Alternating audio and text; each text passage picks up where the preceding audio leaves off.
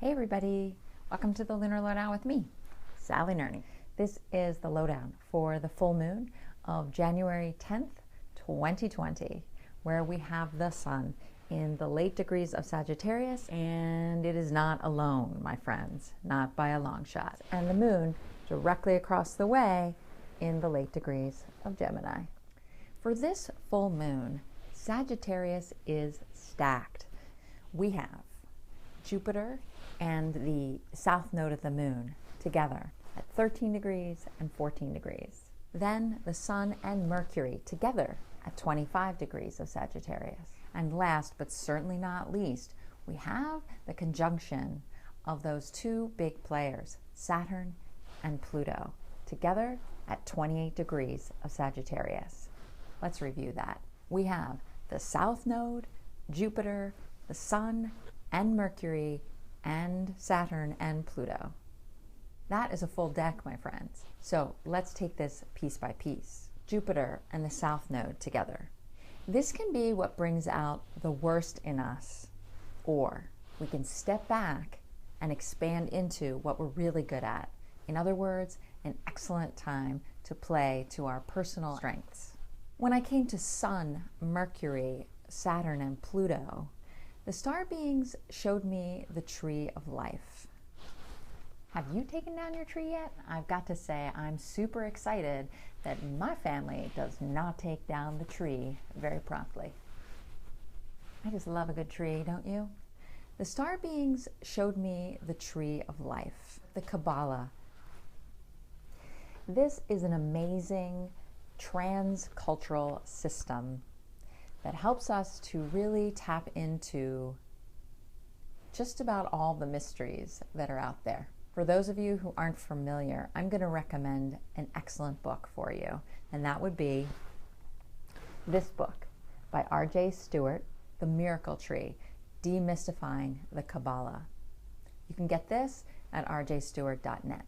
Now, considering you won't have time maybe to get that book and read it before you come back to the video, essentially, we have 10 spheres that stand in for different qualities of energy. Each of them are relatable to planets. Also, there are paths that move in between all of these spheres, and they are 22 in number, and therefore can be matched up with the Major Arcana of the Tarot. The idea being that the path between two spheres shares the energy of both and can help us really understand the lessons that these planets coming together and the energy between them have to offer us as evolving human beings. Different people have different opinions about which tarot card fits onto which path. Not to get into any arguments about that, I'm going to use the system that's been given to me through my lineage of the Western esoteric tradition. So going with what the star beings pointed me towards, this full moon gives us a map and 3 allies. They are the Chariot, the Hanged Man, and the Star. Mercury to Sun, Sun to Mercury, Sun to Saturn, Saturn to Sun, Sun to Pluto, and Pluto to Sun. Those of you who are familiar with the Tree of Life and use this tool in your meditations, run with this. For the rest of us, I'll say a bit more. I asked the star beings about how to work with each of these allies, and this is what they said. Can you, will you, elevate your thoughts and your words into kindness, into harmony? What activities, what consciousness conditioning assists you to lift your thoughts, your words, into something beautiful? Where can you tie yourself to the mast of the ship, so to speak? Where can you secure yourself to the spiritual truths to endure, to weather the storm of these times? This isn't passive or checking out. It's surrendering to something larger than ourselves, trusting in the larger unfolding. What small or big acts of kindness come through you that come down from the heavens to be lived into being, to be birthed into being from you, through you? Before making this video, I checked in with our beloved Anastasia Nutt. I shared with her what I got from the stars and asked her if she had anything she wanted to say about these three allies. And this is what she offered. The Chariot governs the harmonious increases in aptitude that flourish under the soul's authority. For the Hangman, she directed me to another great resource. Get this one too. It's great.